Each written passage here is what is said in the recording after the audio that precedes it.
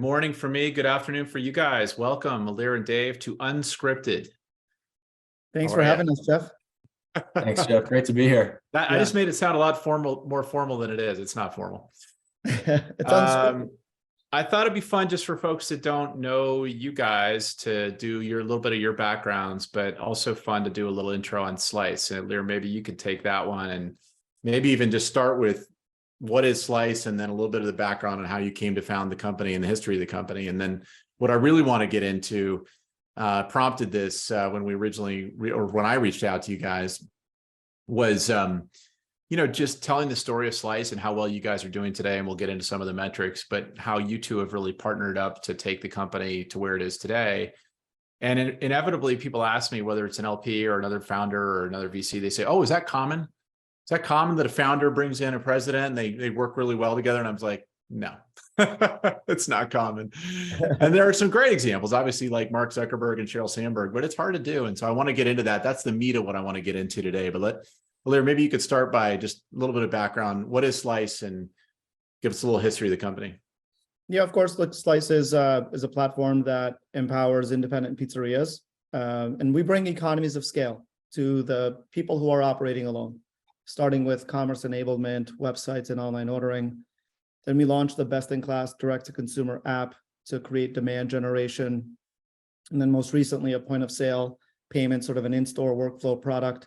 And then finally, the idea is to sort of unlock buying power. And again, as I mentioned, that scale that is missing from independence. That's the trade-off that independent operators make when they choose the path of being alone versus being part of a larger chain like Domino's or Papa John's.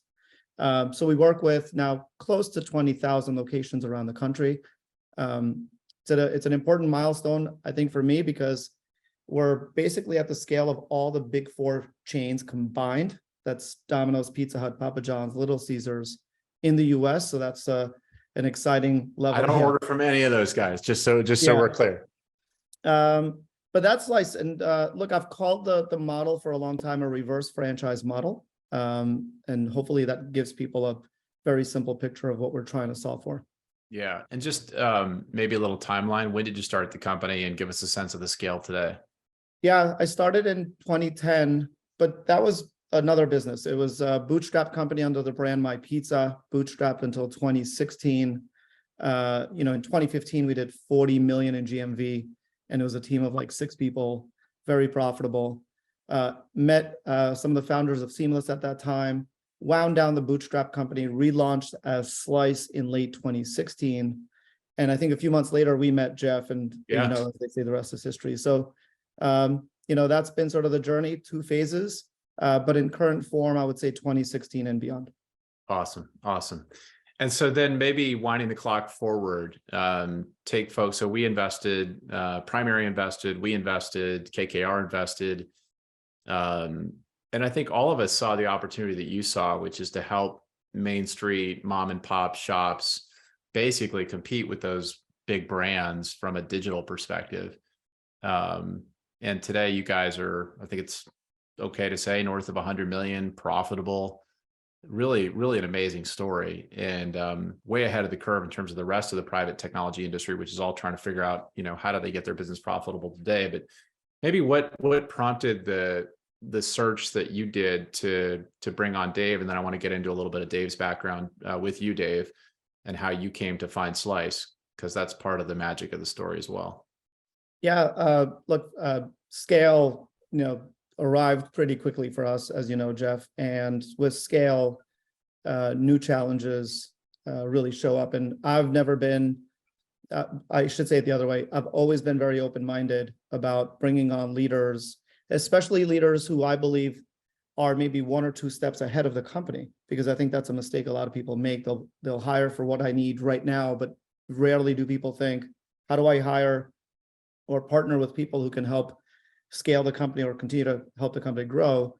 And I'm a founder. I tell Dave a lot, this a lot. I have a very hungry eye. I'm very passionate about a lot of things that come our way. But with scale, our team is now over 800 people globally. Yeah. It's really important to be thoughtful about, okay, what are the things that we want to tackle and what are the things we don't, but also communication, alignment.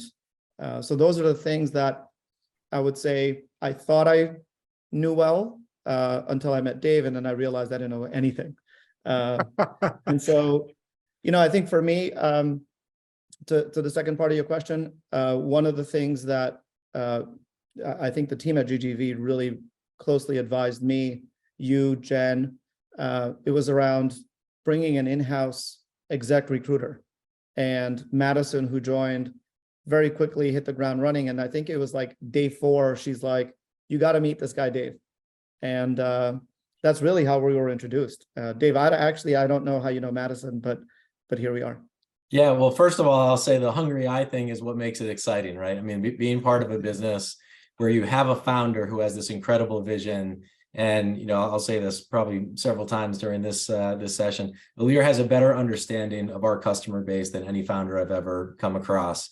And then you put those things together and it just becomes a really powerful story and something that's really easy to get excited about. But yeah, I met Madison along the way, and she was going to work at Slice. And I said, man, I've never had that experience before where a recruiter is going to work for the company. Like, that's a pretty good testimonial. Yeah, the conversations kind of led from there, and I really started to understand the category and the story and what Ilir was trying to accomplish, and got really excited about it. And yeah, we're having a lot of fun. And maybe just to lend a perspective as an investor and a board member, and Ilir, you and I have a very close relationship, but you and I have been talking about this for probably a year. And you had met some amazing people. I had met some amazing people with you with this idea, people from Shopify and LinkedIn and lots of great companies along the way. So it wasn't, I want to make it clear, it wasn't like a stork delivered Dave to your doorstep and all of a sudden it was a new idea. But, Dave, maybe to that end, there's also a process when maybe give folks a little bit of sense of your background, because it's a big shift going from running a very large organization to wanting to join something at this stage. And I'd just love to share your background and sort of what got you excited beyond just Ilir as an inspiring founder. Yeah. Well, I started my career in investment banking. So right out of college, went into banking. And look, there's no learning curve like the investment banking learning curve. But what I figured out pretty quickly was I didn't really aspire to be a career investment banker, but I loved the clients we were working for. And to see people who conceived of ideas, I was working with media, telecom, and technology companies, seeing people conceiving of ideas, building them up, hiring teams, creating jobs, and scaling solutions that had real value in the market. That was incredibly inspiring to me. So I wanted to figure out from a pretty early stage, how can I get involved in that kind of environment?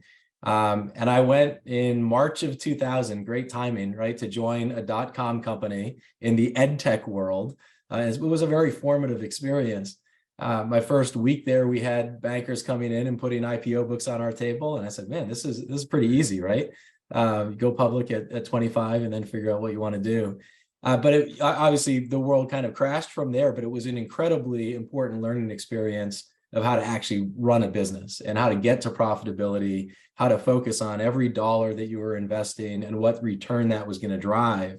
And I just loved it. I mean, I just fell in love with the idea of being part of a singular entity that was trying to really create value in the world. So I had a number of experiences like that. I worked at College Sports TV, which was an independent cable TV channel, plus a big digital network business.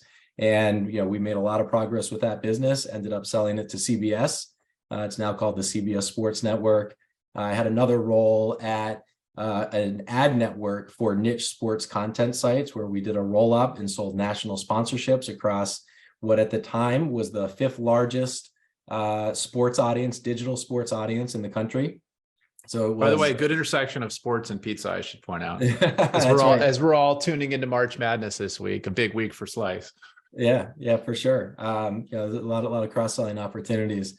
And then I got to a point where I was really looking to go and work for not an advertising-based company, but a product-based company. And I don't know if it was getting older or having kids or wanting to, feel like having a real impact on the world. But I wanted to do something that was deeply connected to kind of a societal mission. This was back in 2010, 2011. And I met the founders of Indeed. and joined them in early 2011, and just was really fortunate to be part of an extraordinary run there. The problem with being part of an extraordinary run is all of a sudden you're no longer part of a small early stage company, and I desperately missed that. So in early 2021, I started kind of thinking about what would be next for me. Then had the chance to meet Ilir, learned a bit about the economics of the pizza business and how this sort of reverse franchise model that he described can really impact thousands of small businesses, impact the communities where they operate, and it became a really compelling story for me. And just to give a sense, how big was Indeed when you joined, and how big was it when you left? Indeed was 220 employees in May of 2011 when I joined. We were coming off a year where we did 40 million of revenue. And when I left the year before, we did 4 billion of revenue, and we had 12,000 employees spread across 15 countries. So we're just going to do that again. Very unique experience. That's incredible. What a run. And so as you guys got to know each other, so I think in any scenario like this, there's a long kind of get to know you process. Do we share values? Can we work together? How did you guys solve for that, right? Madison makes the connection. You guys start to get together. Was it in person? Was it dinners? What were the key things that you anchored on that said, okay, this could be a good fit? Because obviously, Dave, you could have gone and done anything. And Ilir, you were interviewing lots of people. Dave, maybe starting with you, what were kind of the personal connection points that mattered for you in the recruiting process? Let's start there. Yeah, to me, it really came down to relationship, mission, and vision. And I think when Madison first floated the idea, she said, hey, there's this pizza business technology. I was kind of like, she's like, but you have to meet the founder. So I spent some time, the first thing, I think it was actually a phone call, like a regular phone call, just hearing a little bit about, what Ilir was up to. And he pointed me to the Domino's story, right? And how using technology to enable, the restaurant business could deliver a 10, 15, $20 billion market cap business.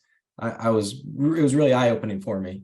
But it was always connected to this deep mission of helping local merchants really thrive. Mm-hmm. If Domino's is able to do that with a product that, is very debatable, the quality level of the product, some people love it, some people not so much. But if you could do that for independent providers who are in business because of the craft, and they're these kind of keystones to the community, then that had a lot of, impact on me. And then when Ilir would start talking about the vision, that's when I would get excited, because it's not like, hey, we can enable a bunch of restaurants with technology. It's we can develop this incredibly scaled community with this set of resources that enable them to compete in this digitally transformed world. The virtue of building a business for me is you go out and you create value, and then you find a way to capture the value. Yeah. And this created that opportunity, or that opportunity was pretty evident to me. And so we just started spending time together. I went into, to New York and spent time with him in person. Pretty quickly after that, we started having meals together. And, for me, you needed to understand, like, could this relationship work? Did I buy into the mission and the vision the way he was laying it out? And then could we execute it together? And it's been a good run so far. How about on your side, Ilir? What were the key things for you? I mean, look, echoing a lot of what Dave said, to me, it's just kind of three things, I guess. One, by the way, I would strongly recommend anyone, any founder or CEO, if they're hiring someone at this caliber or scale, to leverage the people around the table. So, as you know, Jeff and Dave, you met with Deirdre and Kat and Jeff, and so it wasn't a process where I was just kind of like doing this on my own. That was very important. So that was one. Two, as Dave alluded, dinners and meals and conversations. And I think very transparent and honest conversations. Mm-hmm. When the questions were, really like direct. There's no, can I say bullshit? No BS, right? So that was very important because, and Dave still does this today, and I think it's part of why the relationship continues to strengthen. He'll say, yeah, like I hear sort of why we want to do this, but like, why do you really want to do this? Or why is this really important to you? And getting to the root of that why. I think being aligned at that level was really, really important. And then finally, like shared values. I think we both share a similar passion for communities and small businesses and making sure that, you know, we're really helping businesses. It's not just extracting value, but, you know, as Dave said, providing value and then capturing a portion of that. So hopefully the idea here is, you know, together we can, as I say, keep neighborhoods a little bit more colorful and authentic. So you guys, Dave, I think you joined in October of 21. Is that right? Yeah. That's right. All right. So you join and you guys get to work. The market, the technology public market is cratering. I think November was kind of the peak of 21. And then it's sort of like a slow downward motion from there. And, you know, how did you work yourself into the organization, Dave? How did you meet? You know, we're also in a mode where Slice is remote. A lot of people are working virtually now. This is, you know, pre-COVID, you'd walk in, doing all hands and shake hands with everybody. But today, I mean, Slice in particular, 800 people, you guys are all over the world. So how did you partner with Ilir to meet the team, to build relationships with the team? And then I want to get into how did you guys, you know, you really work together to plot a new course for the company in terms of the way you guys run the business financially. I mean, this business went from, I won't share all the details, but went from burning a reasonable amount of cash in 2021 to being profitable in the back half of 22. You guys really orchestrated amazing. And by the way, the business is doing great, like growing. It wasn't like we just hacked our way to profitability. So you know, one, how did you get in to meet the team, build relationships? And two, how did you guys partner together on the financial plan for the business going forward?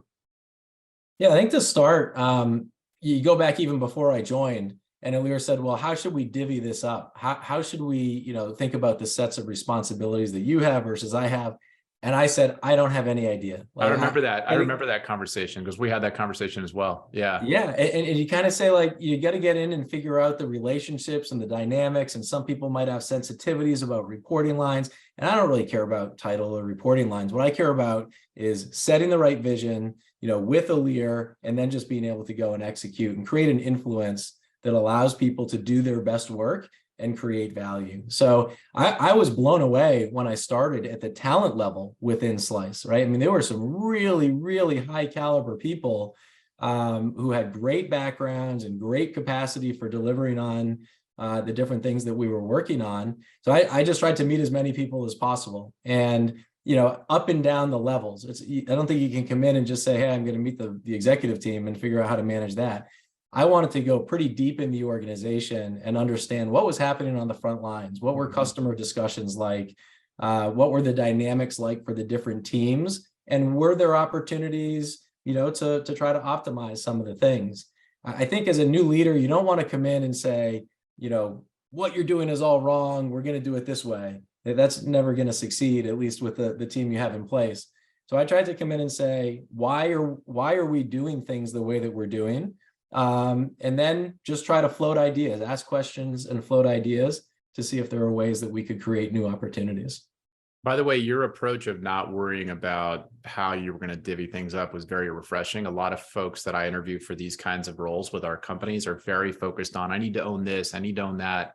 And I remember when we had that conversation, and Ilir, I think maybe even the three of us had this conversation, and you were like, we'll figure it out. It was very refreshing. And I think probably for you, Ilir, probably very disarming as well, just to be like, oh, okay, great. I don't know either. Because so many of these things are fluid. Without a doubt. I mean, and fluid is the right word, because what the company needs, you know, needed in October, November of 21 relative to what the company needs today and what it'll need in, you know, a year, those things change and talent changes and scale changes. And so, yeah, you just have to be very, very agile. And my perspective on that was really based on experience. People who I had hired in the past who came in and said, well, this person should report to me, they kind of never worked out, right? But the people who came in and said, we're going to figure out how to win, those are the people who really ended up having the biggest impact. It's kind of the old Eric Schmidt quote, right? Of when he told Sheryl Sandberg at Google, like, if you're offered a seat on a rocket ship, don't ask what seat, just get on. That's the kind of mentality that I think I like to have with people who want to join, and try to reflect that myself. Well, another one I love that my dad used to always tell us as a kid is it's amazing what you can accomplish if nobody cares who gets the credit. And I know somebody famous said that, but I always attribute it to my dad. So how did you guys, well, first of all, back to that point, how do you divvy things up today? I mean, it's been a year and a half. How has that migrated in terms of roles and responsibilities? And I don't know, maybe anything you guys could share for folks about what you've learned along the way about sort of org chart, communication, leadership, comms. How do you deal with the board? I just love, I don't have a really structured way of asking that question other than just any tips or tricks that you guys could share or things that you're like, oh man, I learned this along the way. I can say one thing that's been very helpful for me, and I think, hopefully for Dave. Well, first thing, we do talk twice a week. We start off the week with a one-on-one. We end the week with a one-on-one, 1 hour on Monday, 1 hour on Friday, and certainly exchanges during in between that. And regardless of reporting lines, I'll go to Dave and say, I'm having a tough time with this thing. And he'll say, let me handle that this week. I'll go and I'll work with that person. And again, regardless of reporting lines, and he'll say, I'll go and kind of learn more and figure out if we can, solve whatever that problem is. Or, vice versa, he'll come to me and say, hey, Ilir, like, we're trying this thing, like, you've got a lot of conviction that this thing may work, but we may need to like rethink it. Or how do you think about the vision if XYZ doesn't play out, or the other way around? And so I think it's just like, I don't know, for me, it's a much more flexible conversation. I wouldn't say it's like siloed, is probably the way to say it. It's very de-siloed, if that's a word. Is that a word? It is now. How about on your end, Dave? Yeah, I'd say I still kind of, I'm not overly concerned about reporting lines or how the responsibilities are split up. I think we both feel like we have full responsibility for the entire business, and we're going to do everything in our power to make it work.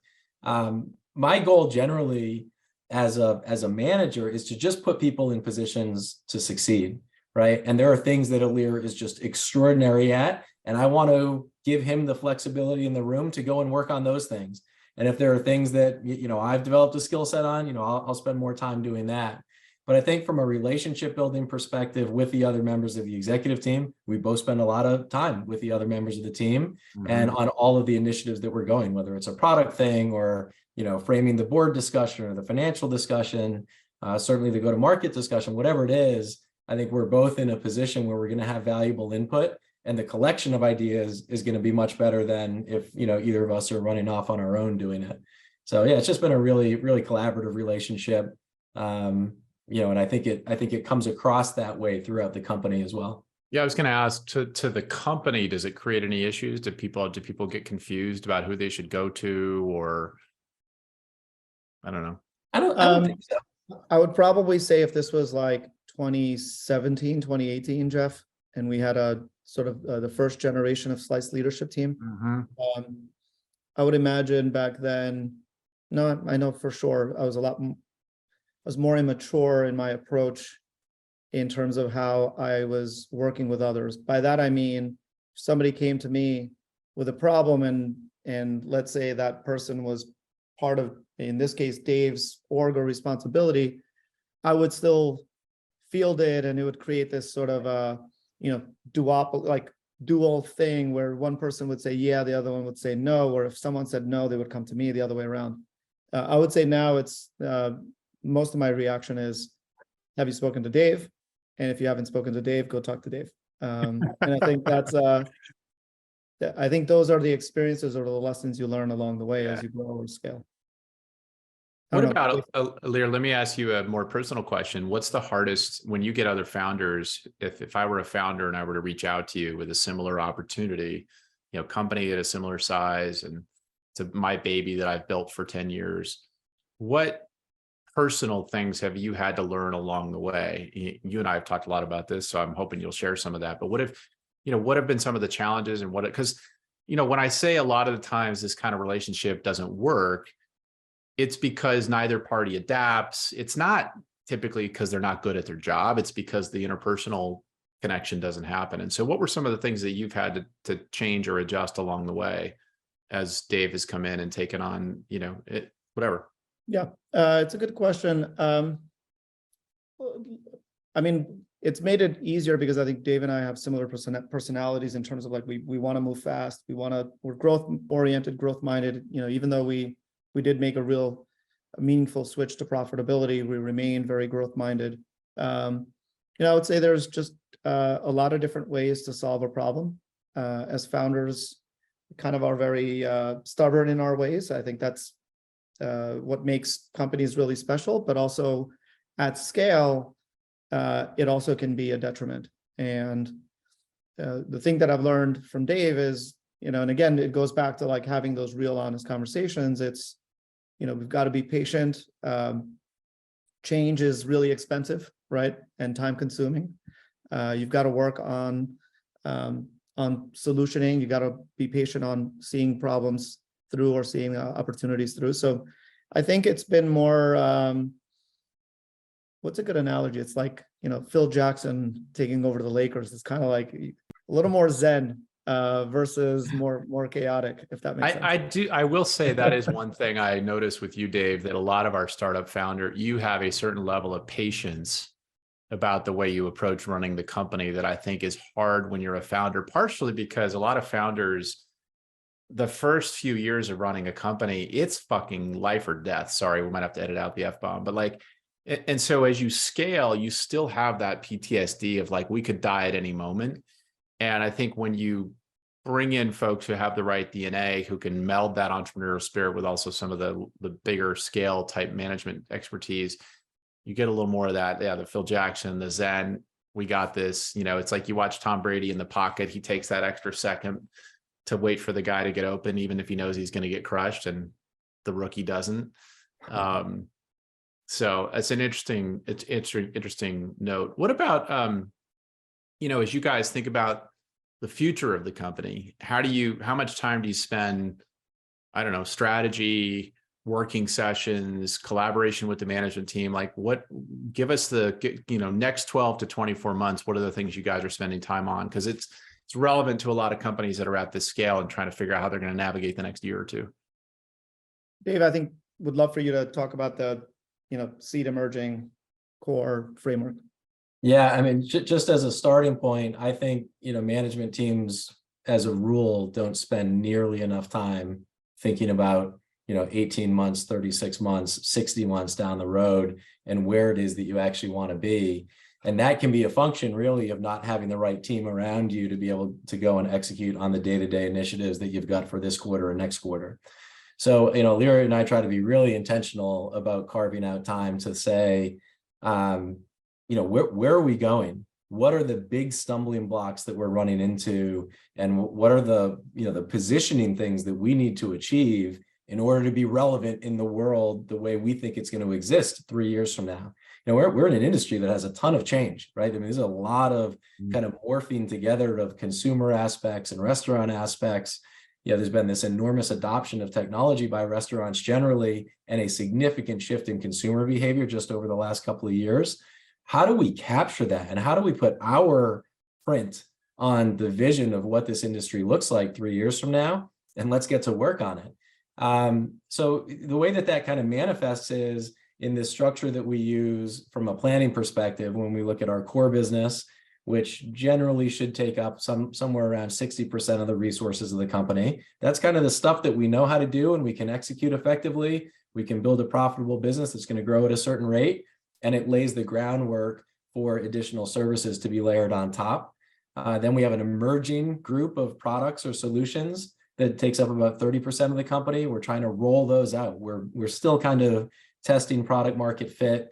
We're testing messaging, we're testing pricing, all the different aspects of it. Those are kind of pre-scale opportunities. And then we're trying to seed some brand new stuff, stuff that we're just, laying the groundwork for, thinking of what a product would look like, what is a pain point that we want to solve, and how do we put ourselves into that position. So I think that framework works for, the basic execution of the business on a year-to-year basis. And then for Ilir and I and other members of the executive team to jump out of that and say, okay, that's all great. We've got a plan on how to execute on that. How do we go and think about, 2 years, 3 years, 5 years down the road, and what the world is going to look like and what role we want to play in that. I think those are the fun discussions, right? You get to you get to start to define what the world looks like because we're in a position to help create it. And Jeff, the saying, show me your calendar and I'll show you, and I'll tell you what's very important to you. So saying this stuff is one thing, but we really are deliberate about carving out time. We do once a month an all-day offsite with each exec team member. And so that's every month, once a month, because you can get caught up in the slog of, day-to-day execution. And then there's quarterly multi-day offsites. And now we're sort of doing those in different parts of the country. Also, we go, overseas to Macedonia or Belfast. So just really important to carve out the time, because saying it or thinking that you're going to have a conversation about strategy and an exec meeting is just the wrong expectation. Well, it's been fun to watch you guys do your thing. I'm lucky to have a front row seat, and appreciate you guys sharing insights today. It's super helpful, and it's not a zero-sum game. A lot of good companies out there that would love to learn from the two of you, and I don't think any of them are competing with you. So, and it's March Madness. Furman just beat UVA, so I was able to see it on the back of my screen on ESPN. So hopefully lots of pizza going to be ordered this weekend. Slice merchants are going to have a great weekend, and really just appreciate all the hard work you guys are doing. Dave, it's great to have you on the team. I've been working with Ilir now for 6 years, and it's been, the last 2 years have been amazing watching you guys do what you're doing. I think, anybody that's involved in the company today knows and feels that like the next 3 to 5 years are going to be pretty awesome. Like, it's the best team we've ever had, best strategy we've ever had. The market is, very receptive to what we're doing. So thanks for all the hard work, and thanks for sharing thoughts today, guys. Appreciate it. Thank you, Jeff. Appreciate all the support from GGV, and thanks for having us. Yeah, definitely. Awesome. Thanks, Jeff. All right. Thanks, guys. Appreciate it.